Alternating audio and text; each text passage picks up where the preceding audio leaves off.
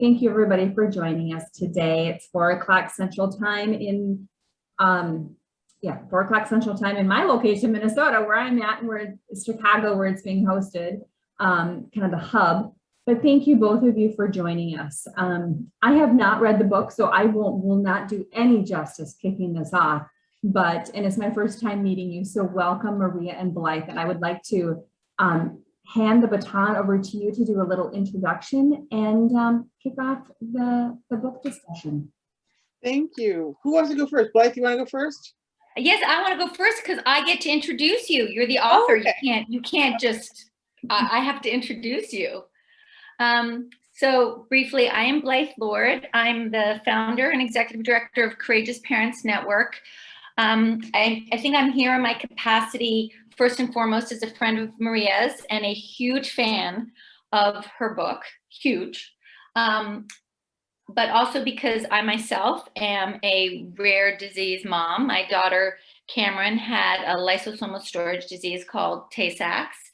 And I have been very involved in my rare disease group, the National Tay-Sachs Association.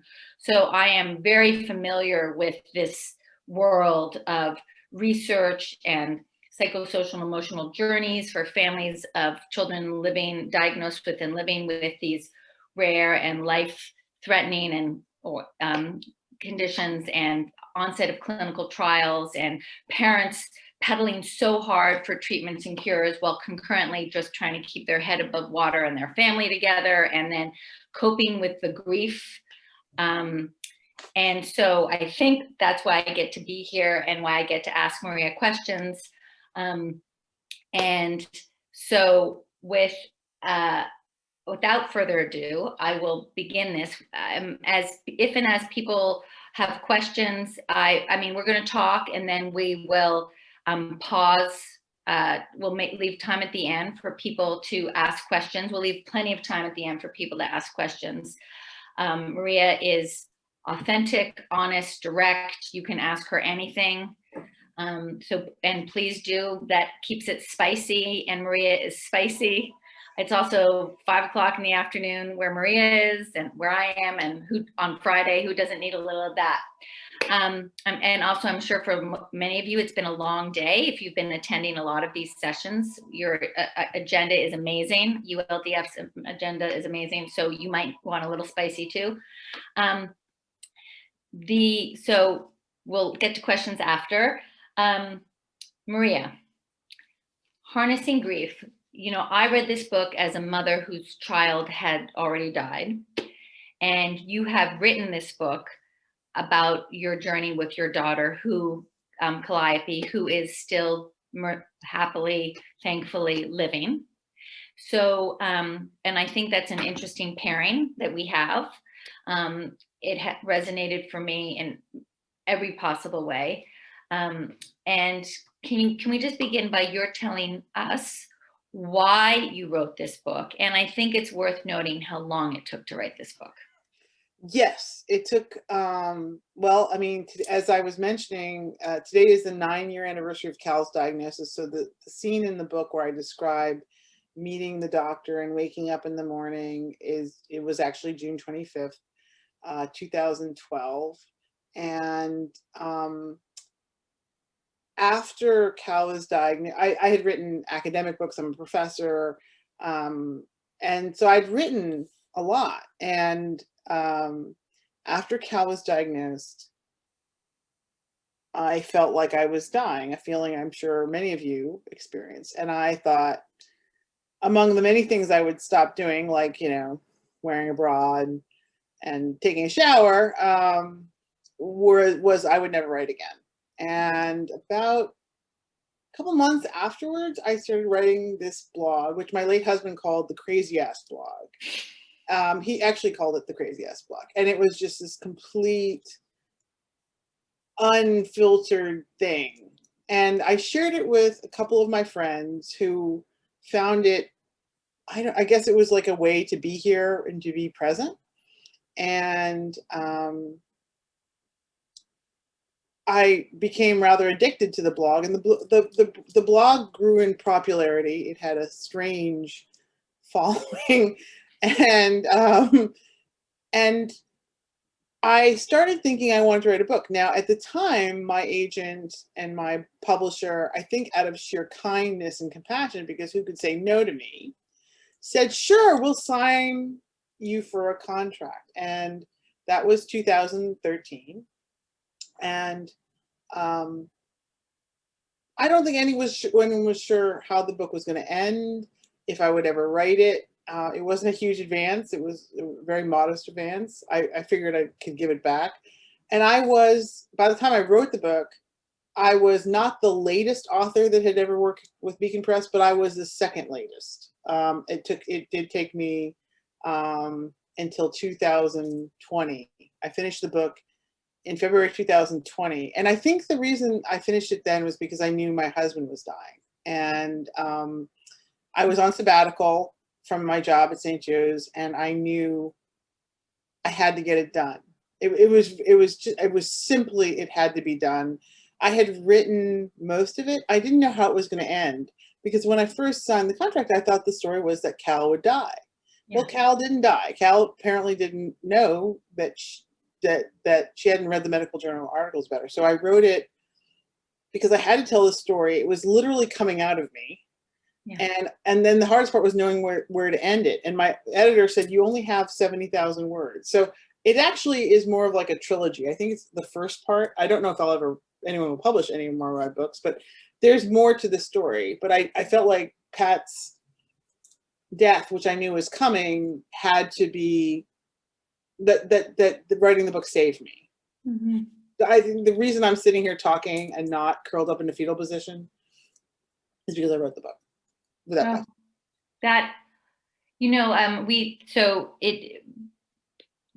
need to express ourselves in some way, whether it's through journaling, writing, music. My husband took up guitar, art therapy. You are very, I didn't actually do anything. And I can see, and I commend you. I mean, how fortunate you were that you had the blog at the beginning, and that you then have this body of work that is not just an outlet for your own story, but as I know from parents who I have referred it to, it's a gift to other parents, because while it is specific to your journey with Cal, who has MLD, it's really for any parent can recognize what this is. I have to say, any parent of a child who's been diagnosed with a genetic condition, a life-threatening genetic condition, can find themselves in this. And so you helped yourself, yes, but you've helped, I believe, many others who like to read, frankly. You like to start talking about this book by saying, by going with the best piece of advice anybody has ever given you. And then let's start with the worst thing anybody ever said. Let's go there, and then we'll go to the best. Oh, I mean, don't we all love to? And this is something people who are listening, and you can jump in or type in the chat about the worst thing anyone ever told you. The worst stuff, was that kind of toxic positivity of, oh, you were chosen. Someone actually recently said to me, I'm glad your daughter got this disease, which may actually now has moved up in the power ranking of the worst thing anyone ever said to me. I'm glad you were the one who had this happen to you, because you've been so amazing. And you've done all this good, and you wouldn't have done this good with, I'm glad I'm in a healthier place, because I know what she was trying to say. It was something that said in tremendous, admiration, but as we all know, it was not ideal. You weren't looking to get stronger. No, I would have loved a boring, uninspiring life. Yeah. I would have been, I talk about this paradox, right? I love the fact that I meet these remarkable people. I love the fact that I can see a child in a wheelchair with a feeding tube and see how beautiful they are. I love being that person. I'm just really sorry that that this is how I had to get here. And I wish Cal had never been sick. But so I'm grateful for what I've learned, but I'm not grateful for the reason I'm here. And I would never have chosen it in a million years. But the best thing that anyone ever said to me, and there's a couple, but I still go back to Father Peter Clark. Yeah. And I describe this in the book. And Peter is a Jesuit, and Jesuits are like, if you know Catholic kind of politics, Jesuits are the cool ones. Yeah.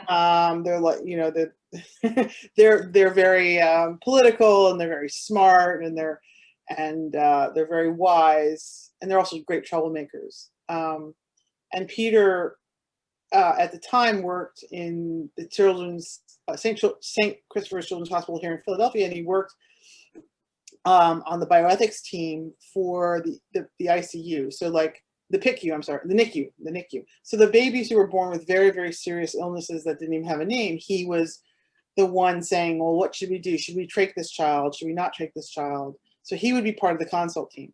And so he was really used to people like me. And so he teaches at St. Joe's, and I went to someone said to me, go see Father. And I had never really met Peter, and I knew him to have a very kind of standoffish reputation, very brilliant, but not like a warm, fuzzy guy by any stretch of the imagination. And people were kind of like, you're gonna go see Peter? But anyway, I went to go see Peter, and I said to him, it was a couple months, and I said, I cannot do this. I am not brave. I'm not gonna make this. This is, no, make it stop. And he said, every time I think about it, cry. He said, if you have the courage to be truly present in the life of a child like your daughter, i.e. a child who is dying, and forgive me, I do use the D word, they will teach you the meaning of life and show you God's grace. Mm-hmm. And I was just like, wow. Yeah.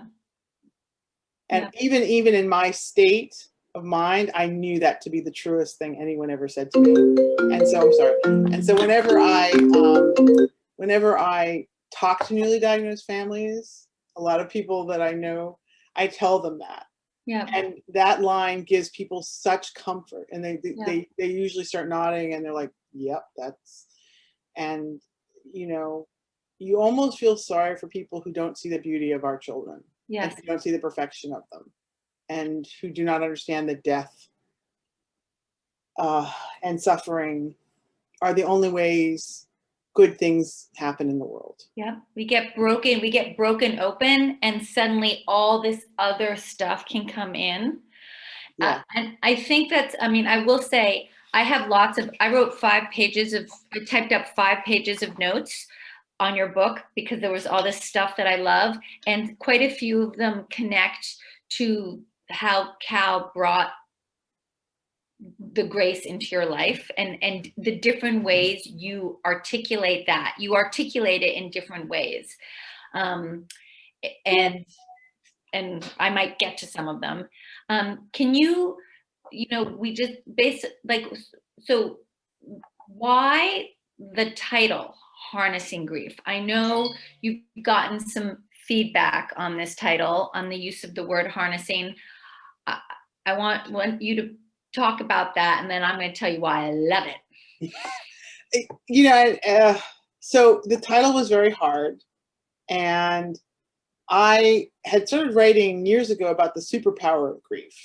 Yeah. And that's actually what people wanted to call the book, but it wasn't working as a title. So we ended up with Harnessing Grief. But everyone loved the superpower of grief. And in fact, one of my friends said, you should trademark that. Yeah. But I've had people say to me, I don't feel like this is a superpower. I feel like it's a curse. So I've gotten some pushback from the community of families like my own. So no, I don't think it's a superpower. I think that's kind of, even to the point of, is it inspiration porn, which I hate. Yeah. Inspiration porn is, that's a whole other discussion. And I was trying to write a book that was not inspiration porn, but and inspiration porn refers to this idea of like, you're going to put your, the picture of the kid taking the kid with autism to the prom. like, isn't that amazing? You took the kid with the special needs to the prom, and people are like, oh yeah, but you know, obviously it's such an ableist, Yes. deeply offensive, troubling thing. Yes. Even though people mean well, Yes. right? Yes. So I didn't want to write inspiration porn, but it occurred to me that I felt anyway that there was this choice you made, right? Because like, I'm not a brave person. I am a big fat coward. Okay. I am not my late husband, naturally brave guy. You know, he ran into the fire. He was the guy who on 9/11 would have been running up with the firefighters. I am hiding in the subway as far away. I am like running away. So I'm not a naturally brave person. So how did I get to be brave? And it seemed to me that when the worst thing happened, I had just literally run out of things to be scared of. It wasn't that I was fearless. I just run out of a lot of stuff to be afraid of. And now and people who know me would say, Maria, you were ever kind of quiet or reserved? I'm not saying that, but I was, whatever filters, whatever conventions held me back were now gone. So it was, so when we started to do the gala, so for example, when I had this idea, or my son had an idea to sell 1 million cupcakes. And then we said, okay, we're going to host a gala and we're going to invite the Hall of Fame quarterback, Jim Kelly, and he's going to come to the Children's Hospital of Philadelphia. And we're going to have this big swanky gala. And everyone's saying, that's a terrible idea. No, this is not going to work. And a smart person would have said, you're absolutely right. That's a terrible idea. People who have no connections and no money should not be hosting posh galas with Hall of Fame quarterbacks. But I use that as a perfect example. We did, and it was a great success. And I didn't. So what if we failed? If it was a dud, so what? You know, it was a dud. But the old person I was would have been really worried that it was a disaster and that it was going to fail. Like, failure. God, I've seen my kid in the ICU on Christmas. You think I'm scared of failure or people laughing at me or sounding stupid or whatever? And that's what I mean. And I think the choice you make to embrace that. Yeah, I think you talk and you give a few examples of this idea of the liberation from fear and what can happen when you are liberated, and learning how to speak honestly about how you're feeling and not pretend otherwise. And I think I think what you wrote here is, it seems to me that grief had made me extraordinary. I was unfettered by anxieties and fears. Cal was making all of us extraordinary. And it wasn't that you were suddenly an extraordinary person. It's that you were able to do extraordinary things because you were no longer fettered. And I think this, so now this is touching upon another piece is, what do you say to a parent who says, I can't possibly imagine doing anything extraordinary. I'm just trying to get up and go through my day. I'm trying to take care of my child. I'm trying not to fall apart. I have other siblings, other healthy children in the family, if there are other children. How on earth, I mean, because Maria, you've done quite extraordinary things during Cal's lifetime. So what do you say to parents there? Well, I think it's extraordinary to get up every day and do this. Yeah. I mean, that's what's extraordinary. I mean, when you face what we faced, every family that is a member of this organization that's at this conference has planned their child's funeral. Yeah. Or their loved one's funeral, but mostly children. And, you know, we are the one of the great taboos in this modern world, right? Where we have technology and all this incredible medical science, where cancer has become a chronic treatable condition.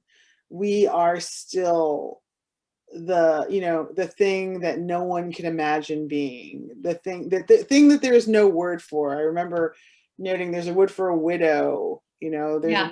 there's a word for a child who's lost their parents, but there's no word for a parent who's lost a child. Yeah. It is a unique pain and tragedy. And for me, who grew up in the 70s and 80s, you didn't talk about it, right? You didn't discuss it. We all whispered about the families who had had this bad thing happen to them.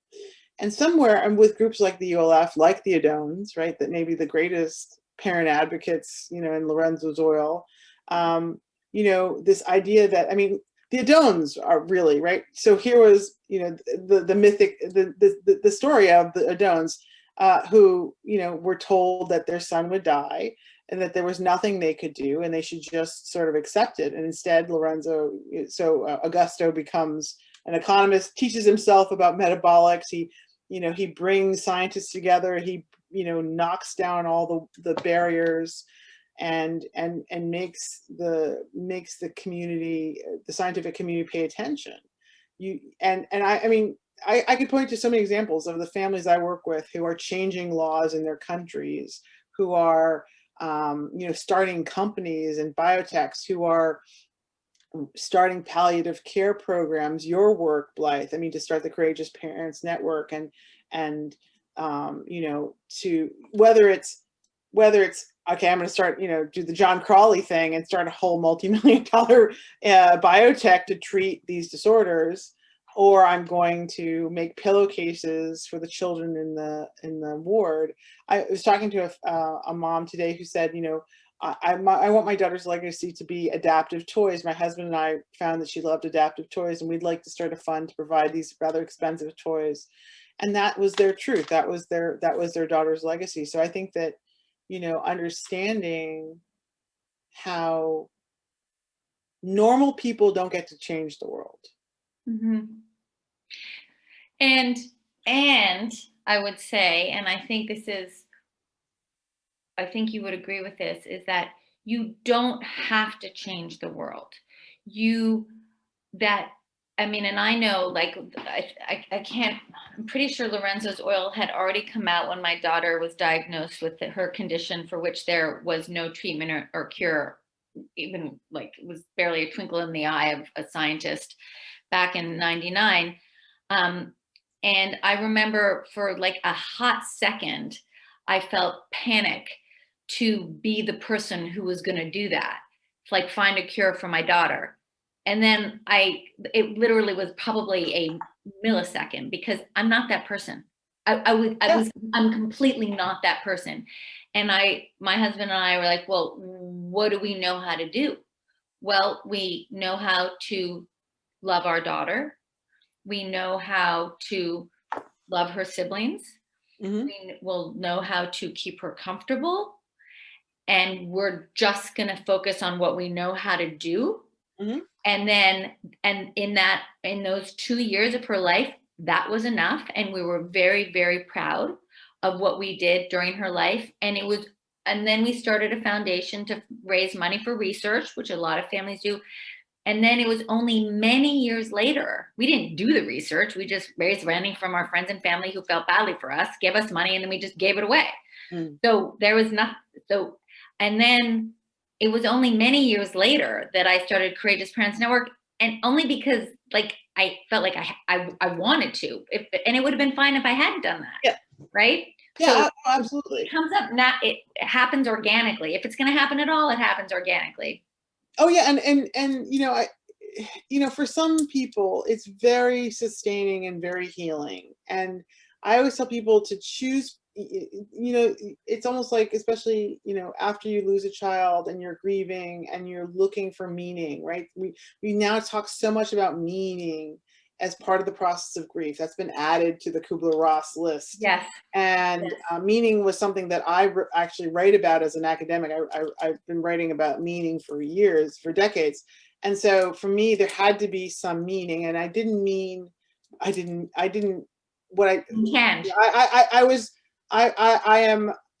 have a complicated relationship with God.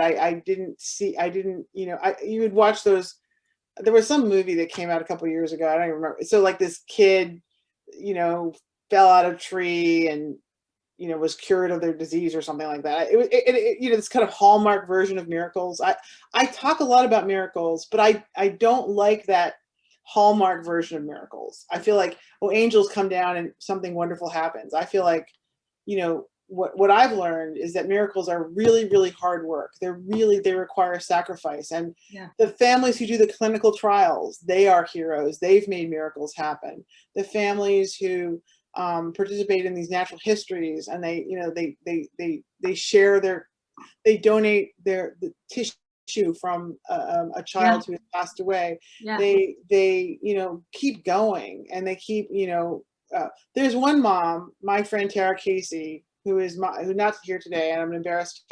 Tara is one of my heroes, and what she does is so heartbreakingly beautiful and simple. So what she was really frustrated by the fact that, like most rare disease moms, that they had been on this journey for a very long time, and that people didn't listen to her when she said, I know there's something wrong with my kid. And everyone was like, oh, just wait. So she lives in North Carolina, and so she periodically, every couple times a year, she makes these mason jars, and she fills them with suckers, and she says and it just says MLD sucks, and she gives them to pediatricians as a reminder to think outside the box, to listen to parents when they say, I know something is wrong. And she's on a mission, and I followed her on this mission. Never say, let's wait and see. Yeah. When a child is showing delays, a febrile seizure, and a parent is panicking, do not ever say, wait and see anymore. There's no reason to say that. And so she leads that mission in this beautiful, heartbreaking way. Yeah. And I feel like, you know, I've told Orchard Therapeutics, like, you should just follow this, or Invate, you should just follow this mother around and make a little, you know, ad That's about her, you know, handing out suckers to doctors. Yeah. I would like to, you have to tell me, will you write her name down in the chat? I will. Yeah, I will. Because I have not heard you talk about her before, but that's amazing. And I'm sure, I mean, the families in the community have all had that. Oh, not all of them, but like, there's something wrong. I know there's something wrong. Too many times the pediatrician thinks it's an over anxious parent, or they get shown this specialist who thinks it's just the ears, and then another specialist thinks it's just something wrong with the hands. And if they put it all together, they would see, in fact, there's a systemic problem going on, because in fact it's genetic. I love what you said about, or I too don't love the word miracle. I struggle with that word. But I love what Sister Alice said to you. Can I read it, or do you want to be? No, please. Sister Alice, when Sister Alice said to you, no one knows what the future holds. And so be open to anything and everything. And you, Maria, of course, you did not anticipate that Cal would be with you here now, these 9 years later, nor all of the things that have happened, beginning with cupcakes and with Cure MLD and with the center at CHOP and Dr. Biffy. I mean, it's just extraordinary. So when given that, and this is kind of I'm sorry if this is a hard question, how do you think about the future, given what you've seen your past future became? I mean, I live with no sense of time, right? I live really with this, brutal sense of the present, because looking forward offers nothing that I really want to contemplate. And the past, I don't want to get trapped in the ghosts of the life I was supposed to have or seem to be heading towards. My son has been really struggling since the death of his father. And one of the things we always talk about is, the life he imagined for himself, even at 7. So like his life, that nice mainline soccer playing, growing up in, you know, this very affluent community where you have two parents and you go to the, you know, the beach in the summer and you take a vacation in the winter and going to college and all that stuff. That ended for him when he was 7. And so, and I apologize to him pretty regularly. I'll say, you know, I'm sorry that I wasn't the mother you were supposed to have. We didn't have the life we were supposed to have. So I'm always kind of trapped by that paradox. And I always tell newly diagnosed families, stop looking at movies of your baby before they got sick, because you're going to go crazy. Yeah. You live with it, you train yourself. I mean, this is one of the gifts of this disease and this life, not this disease, but this life, is that you force yourself to be grateful for less and less. Yeah. Yeah. This like radical gratitude. Yeah. Like, hey, I'm not in the hospital today. Yeah. That was a good day. Yeah. Yeah. And I am utterly trapped by that. So I don't, so when I think about, I mean, I thought Pat dying would be, I mean, I had it all planned. I've given it up. So Cal was supposed to be gone before Pat. And I thought, well, you know, at least when I lose my Cal, Pat will be here with me. And the cancer took him first, and she's still here, and she has no idea that she's supposed to have been gone. And, you know, I'm sure a lot of people have an experience, like their doctors are like, I don't know. I mean, I work at the Children's Hospital of Philadelphia. That's where Cal gets her care. And we're now at this point where no one knows how to explain any of it. It doesn't make any sense. Like Cal has decided that, well, I'm not done. But it's odd, you know, I'm not a Catholic, but I'm quoting them a lot today. There's a lot of wisdom, especially in those Jesuits and those Franciscans. Yeah, exactly. So there's the old book of the Artis Moriendi, where the exercises, you contemplate your death every single day, right? You contemplate that you're going to end up being dust. And so you live your life with this profound notion that at the end of the day, you're going to be dust. Okay, you're going to be bones. And so, wow, that lights a fire under your ass. I mean, and you just like, okay, that is so not important. You know, listen, if you like Botox and you know, I was Lululemon pants and you want to, you know, walk around with a Louis Vuitton purse, which is, I live in the main line, so this is my cultural reference point. So I see these beautiful women, elegant, walking around, and I'm like, yeah, okay, if that works for you, fabulous. But I'm gonna spend my day talking to newly diagnosed families and writing and doing this because, you know, this is sustaining and healing and powerful. And I'm not a brave person, but I can play one really well. Now I can impersonate one. So well, I think, you know,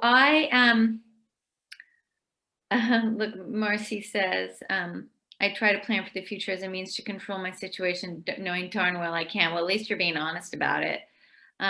Yes, absolutely. I mean, these are all just, these are coping mechanisms, and we all have our own coping mechanisms. And all that matters is that you're coping, as long as you're coping in a way that's not making it worse. Yes. I called Courageous Parents Network not because parents think they're courageous, because they don't. They're just doing what they have to do, which is care for their child that they love so much. But because on the other side of it, I can say, what you're doing takes a lot of courage. You wouldn't do it any other way. You're not thinking about being courage, just as you said, Maria, like you were afraid all the time until you weren't.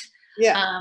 And then, but from the outside, I can tell you that what you're doing is courageous, and maybe that can give you a little boost, because while you can't opt out, it's worth noting just how we're being changed in ways that we would never ask for ourselves. But as you said, the grace that comes in, and feeling like this sucks so much, and something is happening here, and if I can trust it might not be the wrong word, but just live with it. Trust my child, trust the process. I don't know. And then what I say to newly diagnosed families is, I'm using up all my material. In graduate school, my dissertation advisor said all graduate students have one good idea. And so maybe this is my one good idea. I'm pretty sure this is my one good idea, but you have this sense that the only thing that's indestructible is your love for your child. So the MLD can do whatever the hell it's going to do. Yeah. But my love for Cal. Yeah. And when my husband passed away, now I'm going to get upset. He was such a beautiful person. He was such a beautiful person. As he was dying, he said, the last thing he says to me, what's going to happen to Cal?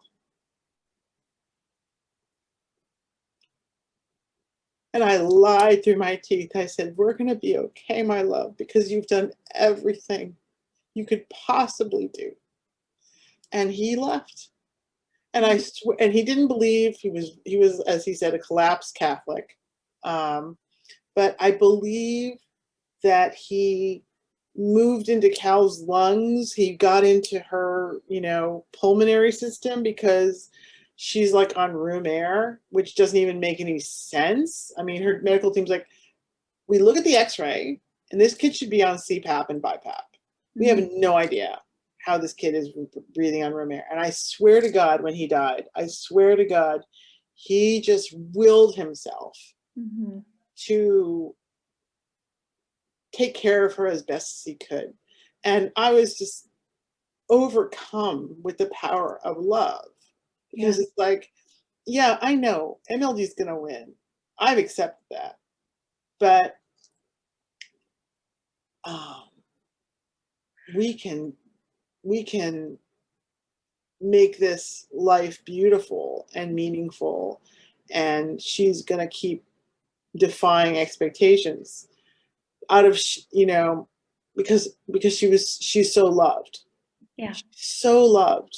I mean, all our children know, all MLD children know, is that they are loved, and children with the form of Tay-Sachs. Right? All they know is that they're loved, and that's all that matters. They live this pure existence of just like. You write this in the book. You say, Cal surely does not see her life as a tragedy. She accepts what is and smiles and laughs every day. And then later you write, my Cal cannot mourn the life her father and I dreamed for her, because she has no sense of what this might be. Her world is our family, and she has found a way to mine her life and this tiny world for every bit of joy and happiness that is possible for her. It's just extraordinary. Like, these children, they don't know any differently, and not because of cognitive impairment, but just because of that's how they're wired, and because the biggest input is the love. Yeah. And okay, so I could talk to you for like 10 hours. I'm going to ask you to talk a little bit more about the work with Dr. Waldman, and then open it up for questions. If people, I'd love for people to actually unmute themselves. But first, if you could talk about how what happened when, suddenly there was this breakthrough in the research, but it was too late for Cal. Yeah. And Dr. Waldman helped you see what could be possible, what was possible, sort of in Cal's name. Yeah. Yeah. And so Amy Waldman is, if you have never met Amy Waldman, I hope you get to meet her. She is, she's been speaking at the ULF. She is a remarkable person. She, like Dr. Vandiver and Dr. Moser and so many others, have chosen to be with us, right? Dr. Orchard, go through the list, Dr. Mark Patterson, and they're amazing. Like, we all have to be here, but they've chosen to be here, which to me is remarkable. And Amy Waldman was just finished her fellowship. She was a young attending, and that was when I met her in 2012. And on the year anniversary of Cal's diagnosis, I find out about this paper, this gene therapy treatment in Milan. And I am furious. I am not happy. I am furious because Cal was supposed to be gone. I would never have contemplated, how could I, and then I start going down, like, we should have tested her. We should have demanded an MRI. We could have helped her and we could have saved her. And I'm the worst mother ever. And then what ended up happening was that Amy, who is wise beyond her years, explains to me, Maria, you never could have changed the outcome. The children in the clinical trial were only diagnosed because of older siblings. So there was no way you could have found MLD in time. And she says, every single one of these families has sacrificed a child. And you're going to take the money and you're going to help them get to Milan. And I said to her, and I write this in the book, I said to her, you have mistaken me for a brave person. And she laughed and she said, of course you're going to do this. Of course you're going to do it. And I was so angry, right? I was so angry that Cal was going to be helped. And then I met the first family, the Prices, about a year later. And I was so liberated by seeing, I thought that, I'm sure there's a lot of tension in our community right now because there's the haves and the have-nots. That there will be, the families that are benefiting from therapies and other ones who are not. And there's even anger, like, well, I fought for you and your kid is going to be, all that stuff, which is understandable. But for me, when I met the babies, I've had this epiphany meeting Amy. It was odd. It was like, when I met Amy in 2012, I said, Amy, Dr. Wellman, all I want you to do is she said to me, we're going to cure this disease. We're going to defeat MLD. Everyone knew it was likely to be treatable. And I said to her, well, all I want to do now, Amy, is live long enough to see you save a baby from this thing. And if I'm really lucky, it will be a little girl who looks just like Cal. And I remember saying this, and everyone was kind of astonished that I don't know where this idea came from. It was like a possession or something. And then a year later, Amy says, you're going to do this. And then a year after that, I get contacted I find out about this family on Facebook who needs to get to Milan for the gene therapy trial. And it's a little girl that looks just like Cal. I couldn't believe it. It was a little girl that looks just like Cal. And I write to the medical team at University of Nebraska. And they're like, William Rizzo, wonderful metabolics guy, he says, this gene therapy is for real. I expect this little girl's life to be saved. I'm really hopeful. And then Amy sends me this picture of this beautiful little girl, and I have it on my wallet. My phone rather, not my wallet. And I carry it around and I'm showing it to people all the time. And people are like, don't you get sad? And I said, no, I don't get sad when I see this. I feel saved. I feel I am the witness to a real life, genuine miracle. Yeah. And she's so beautiful. I mean, this little girl is so beautiful. Every time I see her, every time I think about her, every time I think about one of those babies, Kendra Riley, who was presenting earlier today, she showed a picture of her daughter, and she showed a movie of her little girl walking and talking, and I never get tired of it. I never get. And I'm thinking, my Cal played a little tiny part in this. Yeah. My Cal just got the money to get to Milan and helped them find out about the trial. My Cal did that. Yeah. My Cal. So. Your Cal did that with the help of her family and some with the baking. help of her family and a lot of cupcakes. And a lot of cupcakes. I want to. Cupcakes.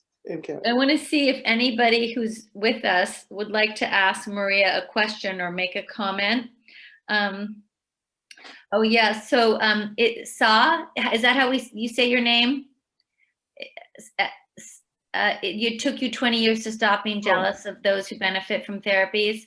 I want to just say, you direct message that to me, but I want to tell you something. I'm saying it out loud because I think it's really honest. It's a very, very, very it's so human and understandable to because that of course, to not be able to save your loved one is, and it takes, it eventually does come, but it takes a lot to get to that place.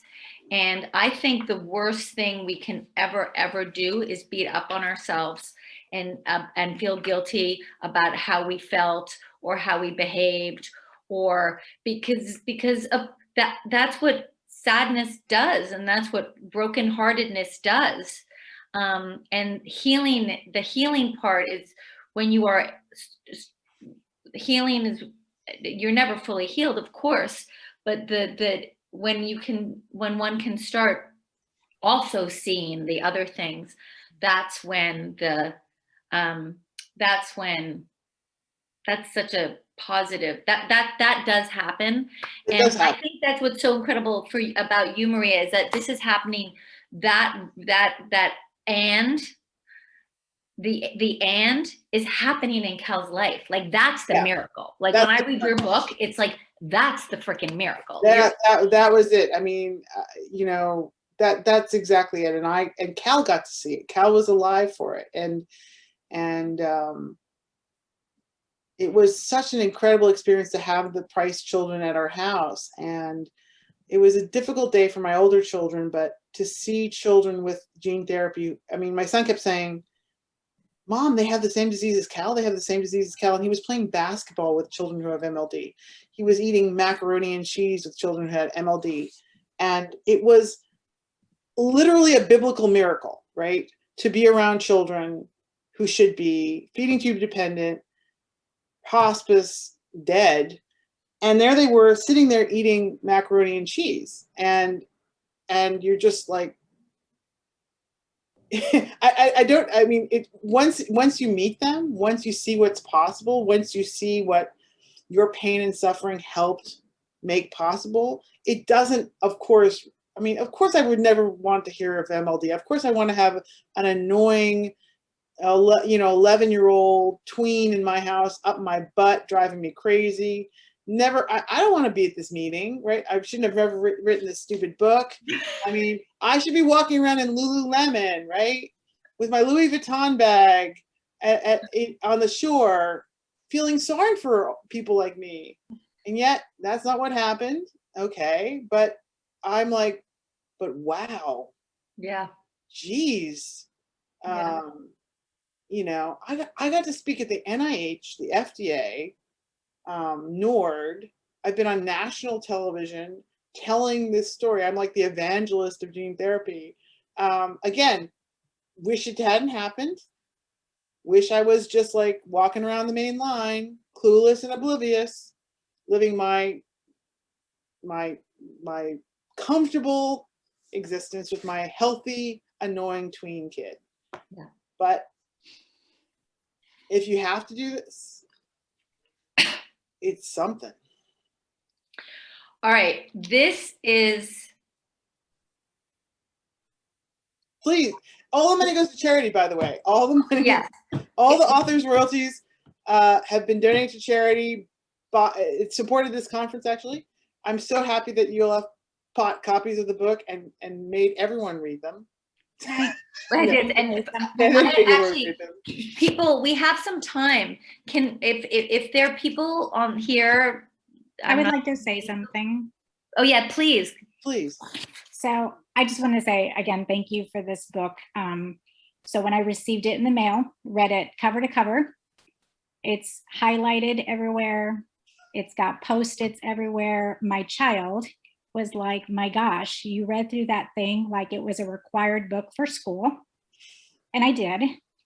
And there's so many highlighted sections, Maria, but the part that got me the very most out of your entire book, the paradox of me giving her life and passing on the genetic code that would be her death sentence was suffocating, and I forced it out of my mind with all of my strength.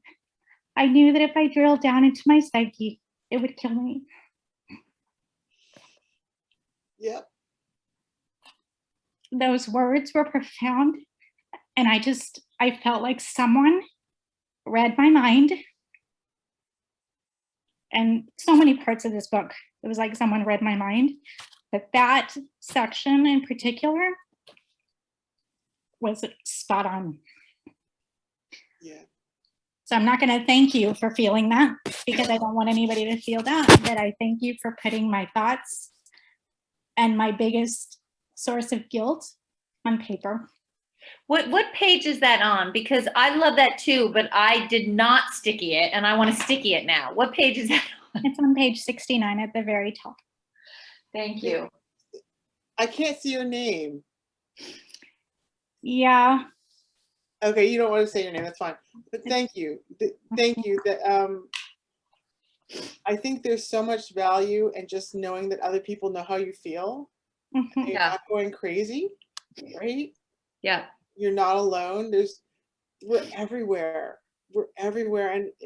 And I wrote this book because I had to, and I am so overwhelmed by the letters and emails that I get from moms like you who feel like, you know, someone, if you could just give this to your friends when they say, what can I do? Or, you know, what can I say? It's just like, read this book so you can understand what it's like to be me.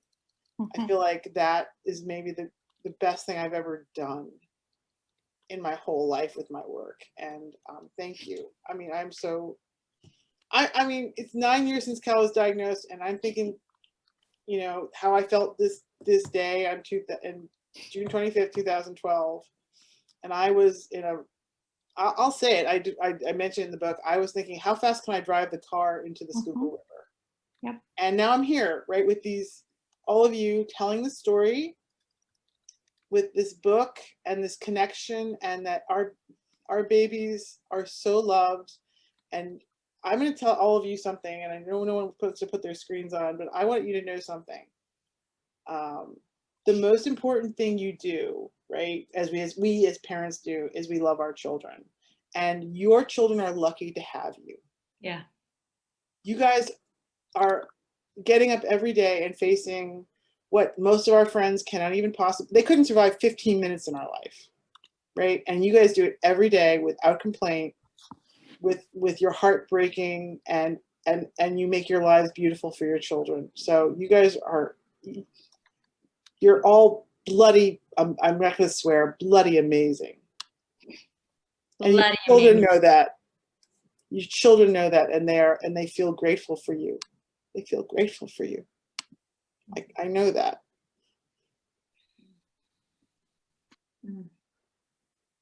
Maria, look at this woman. Marcy wrote, your voice, I'm so grateful that your voice is my voice. That's just so beautiful for you, Maria. And you know, I mean, it's like, right, everyone thinks we're, you know, we're superheroes and we're an inspiration, and we all know it's the load of shit. Because, you know, at 3 o'clock in the morning, I'm eating Oreos with tequila some days. I've often said that CHOP should have a bar in the ICU. That's been I mean, if I could like convince CHOP to have like, could we have like a wine bar, you know, something? I mean, I am not, you know, I'm walking around the hospital in my pajamas. I mean, I'm scaring people in the hospital. I'm like, I like the fact that you're scared looking at me. You should be scared looking at me. Mm-hmm. But at the same time, right, you go home and our families are like advocating their state legislators for newborn screening. They're, you know, making toys for families. They're making pillowcases. They're raising money. There was a family in our community who needed $17,000 to buy their car. One of our moms raised $17,000 on her Instagram feed in 24 hours. She just said, there's a family who needs a car. Just do it. And she raised it in 24 hours. And I'm like, and then you guys don't think you're amazing? Yeah. I think rare disease parents or rare disease families, not necessarily parents, but siblings, aunts, uncles, spouses, should be on Time Magazine's Person of the Year. Ooh. Yeah, I love that idea. We should talk to Nord about that. that piece in the New York Times about the SMA family who didn't have nursing care, Oh, I feel like that piece just blew people's mind. I'm like, yeah. And I have to say that I didn't know people didn't know that. No. Like, you know, I mean, I haven't left my house in 7 years, except Yeah. for a day trip. Yeah. And anyway, I this has been amazing. This is, of all the events I've done, this has been the most special. I did kind of force the ULF to invite me. I said to Bob Rauner, I said, Bob, I really want to speak at ULF. I want to talk about my book. And he was so wonderful for the board. Thank you to the board for agreeing to buy copies of the book and reach out. I'm always here, and you know, we will continue to have this conversation. Maria's going to start a podcast. I'm going to start a podcast, and actually my first guest will be Blythe and Emily Rapp Black. We're going to, you know, 2 crazy mothers.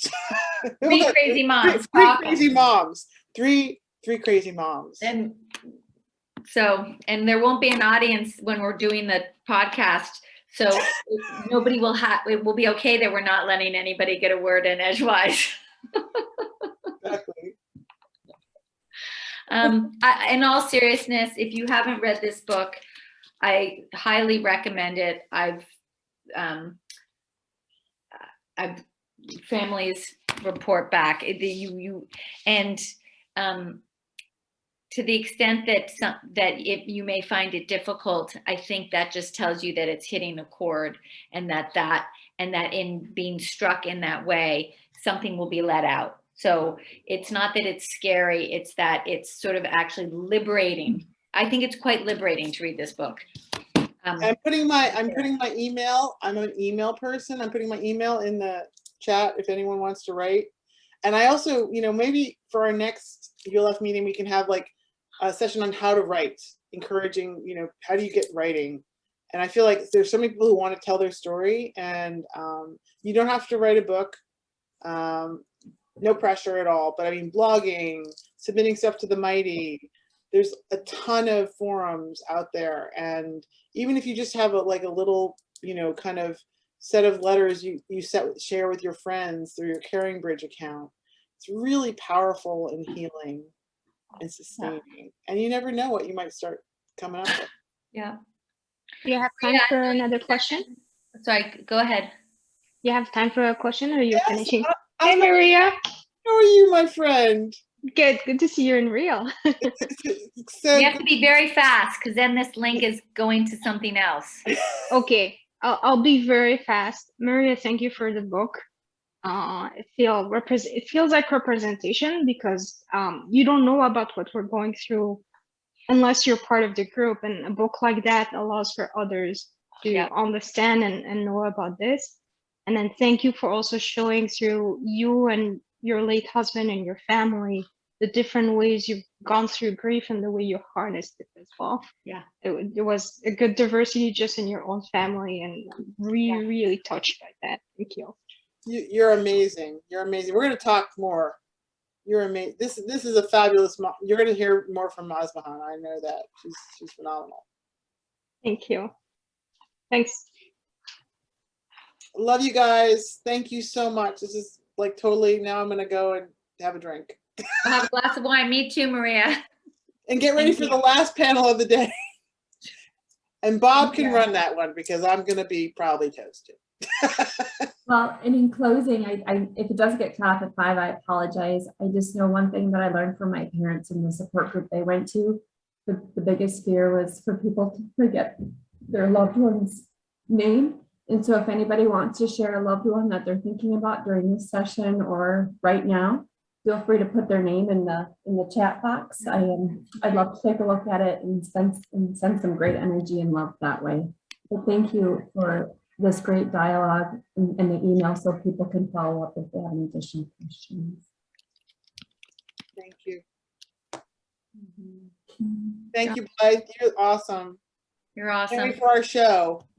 We're going to do it. And I'm bringing you to do, I'm going to do a presentation on storytelling with a pediatric palliative care group in Minnesota called Crescent Cove. They have a pediatric hospice and respite center, and they're doing a conference on storytelling, and you are going to be one of the guests. Oh my gosh, I'm so excited. And we gotta have the doctors there too. They have to tell their stories. They have Yeah. a lot of trauma too. So I mean, Oh. we can talk more about that, but yes, Okay, I love it. because you Can't are a wait. model. Okay, goodbye, everyone. Have good Bye. weekends. Enjoy the rest of the conference. Thank you for Thank everything. you. Bye.